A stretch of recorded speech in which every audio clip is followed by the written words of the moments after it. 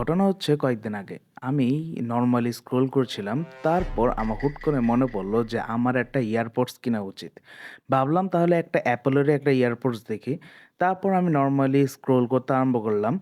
তারপর আমি একটা ওয়েবসাইটে ঢুকে যখন দামটা দেখলাম, তখন আমার মনে পড়ল ডাক্তার আমাকে বলেছিল আপনার বেঁচে থাকার জন্য মিনিমাম একটা কিডনি দরকার। না, না, একটা এয়ারপডস এর জন্য এত বড় ভুল করা যাবে না। তারপর আমি apple.com থেকে চলে গেলাম সরাসরি daraz.com এ। তারপর সেখানে গিয়ে আমি একটা এয়ারপডস দেখি, দাম ছিল মাত্র ৳৬০০ র একটু বেশি। আমি সেটা সিম্পলি অর্ডার করে দেই। অর্ডার করার ২ সেকেন্ডের মধ্যে আমার কাছে পণ্যটা চলে আসলো। তারপর আমি এটা ইউজ করতে আরম্ভ করলাম। এটা কানে দেওয়ার পর আমি বুঝতে পারলাম যে এটা আমার কানের মধ্যে বেশ ভালো মতনই ফিটিং হয়েছে।